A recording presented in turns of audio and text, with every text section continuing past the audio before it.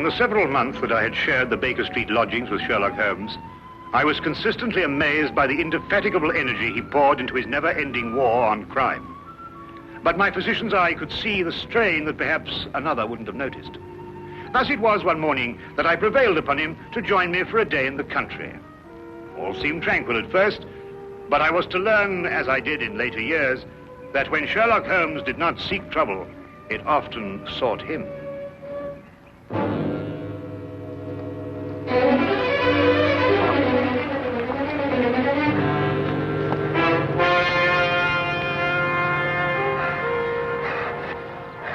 Help her. They may be coming. Steady now, we'll have you all right in a minute. What's happened to the young lady? Who are you running from? Stark. Carroll. They tried to kill me. Out now, Holmes. Perhaps we'd better get them to London, eh? My very thought. The young lady is uninjured, but she's suffering from a deep state of shock. Right. Come along. Oh.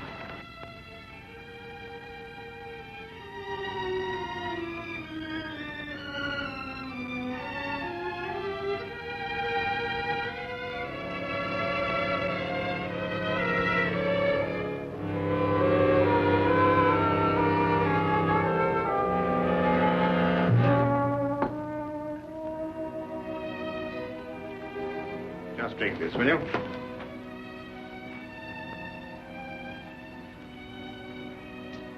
Better now? Much, thank you, sir. Will she be all right, Doctor? Oh, yes, I think so. Twice last night she saved my life. Who is she? I don't know. We only met last night. I'm afraid she's mute. What, deaf mute? No, she hears and understands perfectly. How did you meet her? Well, it all started yesterday afternoon. Seems an eternity since then. I was in my office, facing the realities of my professional situation. I suppose that everyone finds his first venture into independent business to be a dreary experience.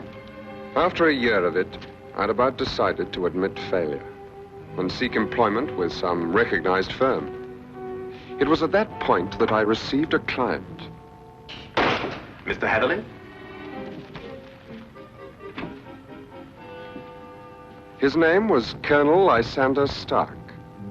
Had I known then what horror he was bringing into my life, I would have strangled him right then and there.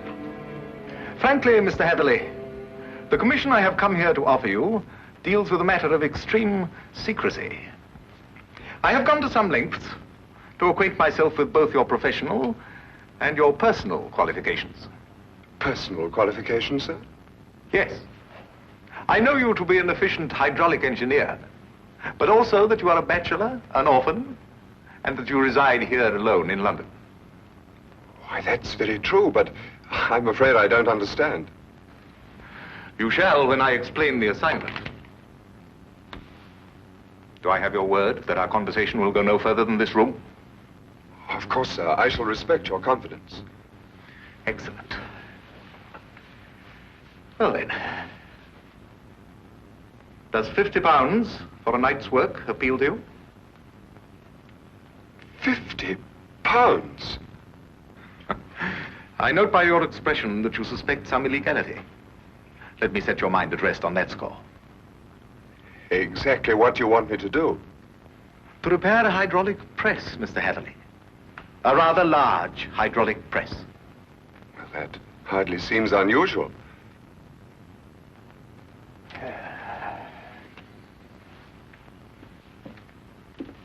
For some years, I have owned a small place in the country just outside London.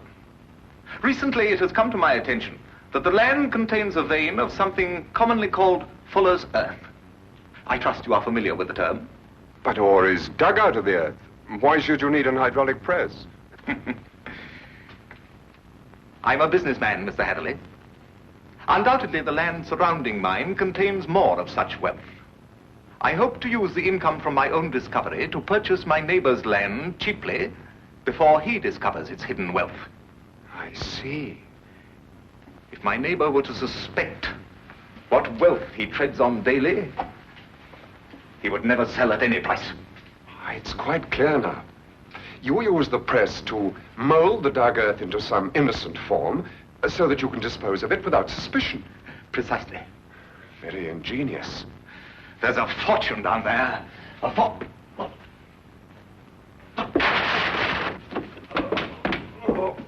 Is anything wrong? What is it, Colonel Stark? Can I get you something?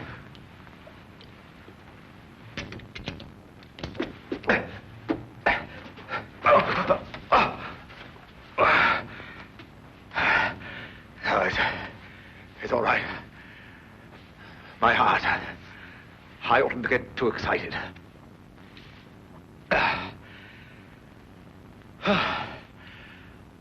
Well, I've put my trust in you, Mr. Heatherley. Do you accept the commission? When do I begin, sir? I promised to meet him that night, last night, at Ayford Station. The time he suggested was quite late, 11:30, but he insisted that it would be less conspicuous. I freely admit that the money kept me from exercising a more natural curiosity at such bizarre proceedings. One point, sir. When we encountered you, admittedly you were in a highly nervous state, but you kept repeating that they were after you. Did this man Stark have a confederate? Yes, a foreigner, a man named Carrow. I was to meet him later that night. Go on. Last night I boarded the train to Ayford and arrived there a little past 11 as ordered. And Colonel Stark was waiting? He was. We drove for almost an hour, and then we stopped suddenly, and he almost pulled me into a darkened house. Stark muttered under his breath as he fumbled to strike a match, but suddenly a light appeared at the top of the stairs.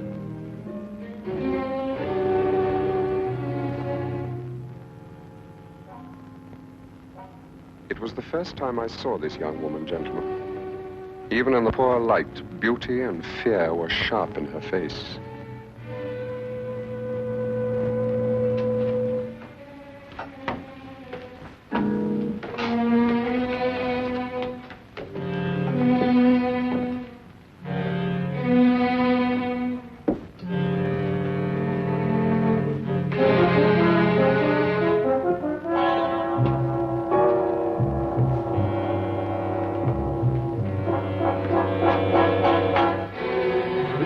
Is our housekeeper. How do you do, miss? She cannot answer you, I'm afraid. She is quite mute. I forgot to tell you that I have a colleague, Monsieur Carrow, brilliant mineralogist. I'll fetch him for you, if you'll excuse me for a moment. By all means.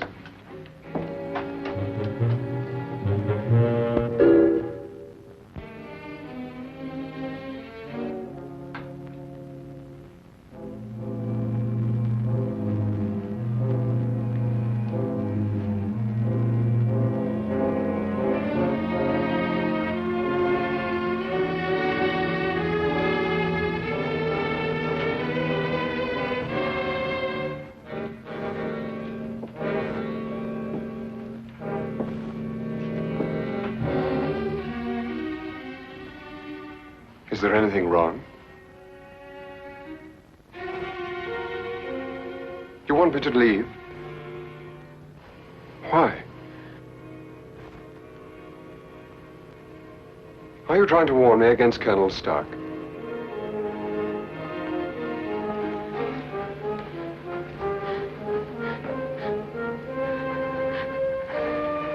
But why should I fear Colonel Stark? I only met him this afternoon.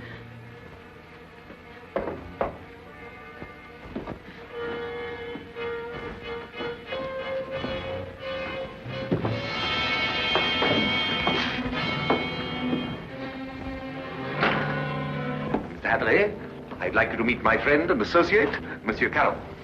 A pleasure, sir.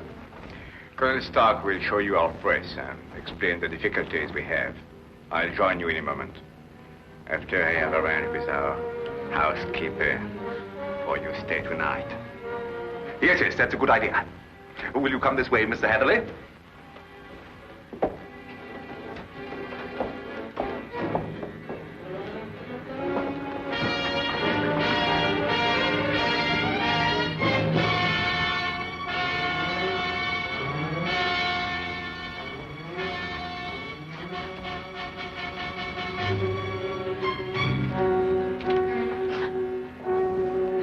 I thought you have learned better, my dear. Perhaps I'll have to send you back to school.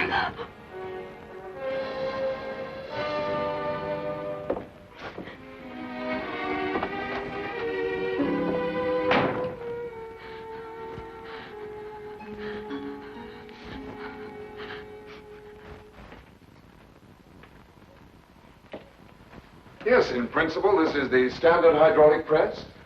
Though I must say I've seen few as large. Indeed? And so it does the work of 4 ordinary presses. I think I told you that time is my greatest foe.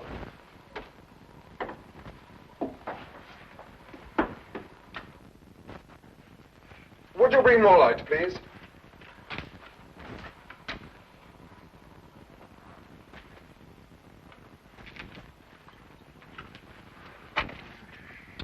Wood. Concrete would have given you more support. Are these walls reinforced from the outside? Ah, Bruno. I was just about to explain to Mr. Hatherley that all the walls except the one he is examining are reinforced. However, there's no trouble with the walls. It's in the machinery. You'll hear it. Good. Just wanted to check up first.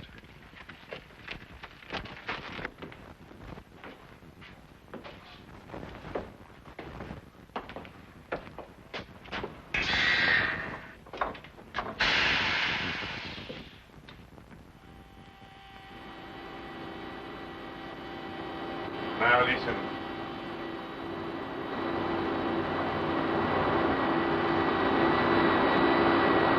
Know what it is?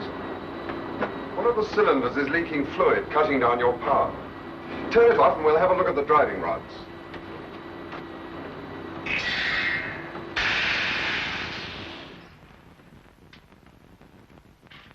I knew what I was after, and the rest proved to be no problem. Of course. You knew by then the true purpose of the press. Not quite. Although I was sure it was not for making dirt brick molds. Much too large for that. But they'd lied to me so blatantly, I thought it best not to call them on it right off. Well, what were they using the press for? Fairly obvious. They are counterfeiters. They use the press to form the amalgam that takes the place of silver. So I learned during the night. It was naive of me to assume that everyone but myself was asleep, but I did.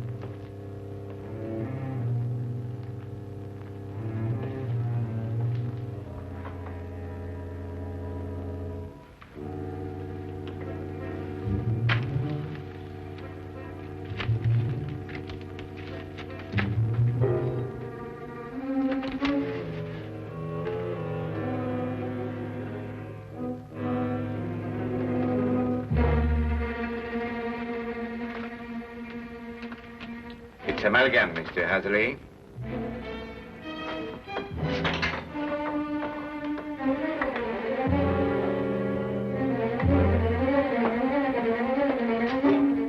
Carol, open up! Let me out of here, Carol!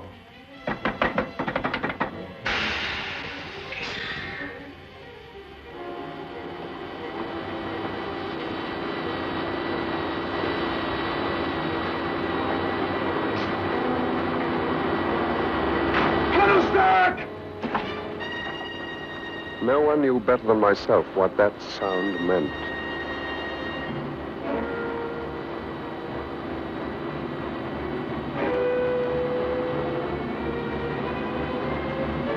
Caro had started the press. Within minutes, that cold ceiling would be down with a force capable of grinding me to a shapeless pulp. And there was no way in the world I could stop it.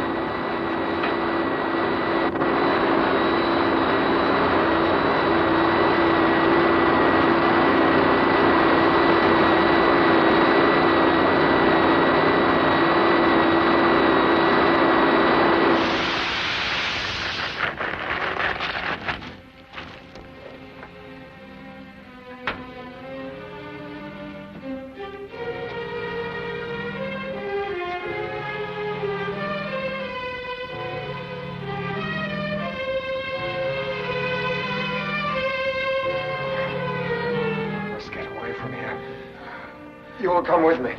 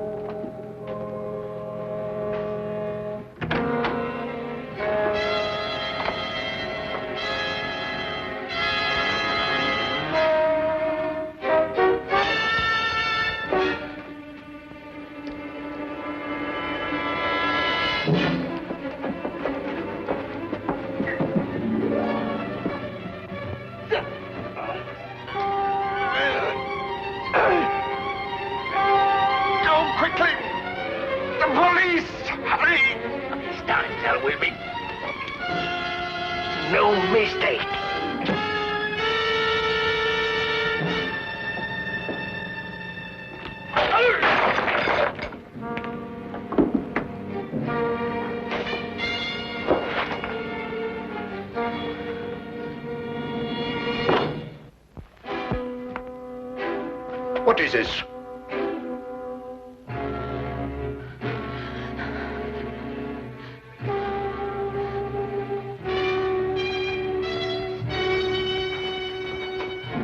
What's happened here? Bruno!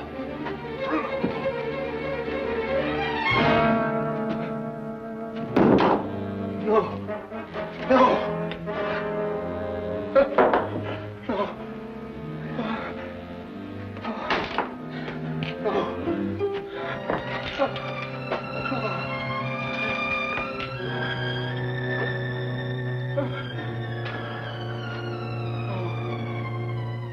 That's almost the last lucid recollection I have. I remember carrying her outside and plunging ahead into the darkness. Then you have no memory of going through the woods? Almost none. The next thing I remember, you and Dr. Watson were bending over me. Are you all right? She screamed. Did you hear her? Yes, quite clearly. Please, don't let them send me back. I can't bear it. There now. Brandy, Holmes, will you? There. That's right. You'll be all right. Here, drink this, will you? Now, Spencer. Now, tell me, do you know this gentleman? Yes, Mr. Hatherley. Oh, you can speak. Oh, why last night did you pretend? I wasn't pretending. I've been unable to speak for a year. Excuse me, Miss, Connors. Ruth Connors. Miss Connors. I gather that the events of last night gave you a shock, rather like a shock you received a year ago. Yes. When I saw the gun in Colonel Stark's hand, and it was pointed directly at me, a year ago, another young man visited us to fix the hydraulic press. I see. What do you know about this other young man? I was standing there, watching, when all of a sudden Colonel Stark fired his gun straight into the other young man's face. Why didn't you go to the police? I did. But first I must tell you that Mr. Carew is my uncle and guardian. He's my only living relation. And when I witnessed the murder, he fell upon me, repeating over and over, "You must never say a word. You must never say a word." But the first opportunity I had, I ran to the police. What did they do? Nothing. Because from that moment to this, I've been unable to utter a sound or speak a word.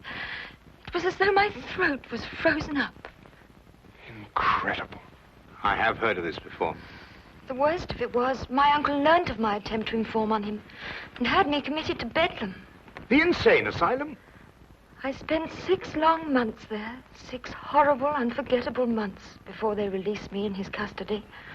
After that, he forced me to do his bidding by threatening to send me back. Send me back to school was the expression he used. Why, that's horrible. Very. And I think it's time we called in our old friend, Inspector Lestrade. If only to deal with this man, Carrow. You're not forgetting Stark, are you? Oh, I expect we'll find his remains, Watson. The loss of his medicine undoubtedly saved England the cost of executing him. Well, come along.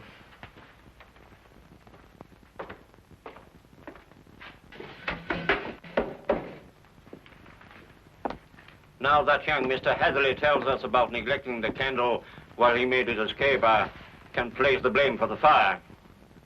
You sure it was Colonel Lysander Stark whose remains you found here? No doubt. Several articles of authentic identification, no doubt. Anything else? No, Inspector. Sorry. All right, thank you, Constable. Now where's Holmes got himself to? He just went down to the station. He said he'd be back in a minute. Look here, if Holmes thinks he can do... I'm sorry to keep you all waiting. Well, everything's settled, Lestrade? About as settled as it's likely to be. Stark's dead. Carrow's escaped. The only thing now is to go back to London and put out an alarm for him. Oh, dear. Well, tell me, what about the money? What money? Well, you know, the money they were making, the counterfeit. Have you found any? Well, no. Oh, I suppose Carrow took it with him. Well, the man would have to be pretty desperate indeed to even bother with real money, let alone counterfeit. What are you suggesting, Holmes? Miss Connors, the only carriage used here is the carriage that Mr. Hatherley rode in. Is that right? Why, yes, I think so. I see. And that carriage has been in the livery stable since last night. Thanks to an obliging constable, I found one of Mr. Carrow's footprints. But there was no trail of similar prints leading away from the house. Mark you, I didn't imagine that he would try and make his escape on foot. How did he get away, then? He didn't, my dear fellow. He's still in his house, hiding somewhere. What? Mr. Holmes, there's a cellar where... I examined that cellar myself. No, I mean the special cave they dug under the house to hide the money. And there must be an entrance from the house itself. Well, I wasn't permitted to know exactly where, but I'm sure it was in this room somewhere. Thank you. Well, let's try and see, shall we? I beg your pardon.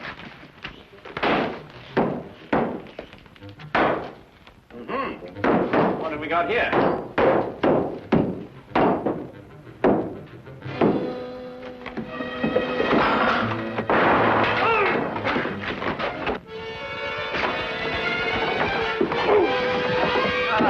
Very neat, Watson. Oh, there wasn't anything to it. Now then, what have we got here? Oh, just nicked me, Doctor. Nothing serious. Well, we'll have a look at it anyway. Hold on. Some of you men lend a hand in here. That's that. I don't believe you'll have any more trouble with Mr. Carew. This has been a nasty business all round. I've lost my £50 fee, been roughed up, but it could have been worse, I suppose. A good deal worse, my friend. For example, I believe this is yours. Mine. Yes. What is it? Your shoe, I believe. I recovered it from the press. Yes, it makes one think, doesn't it? Well, Watson, you were quite right. A day in the country can be quite relaxing.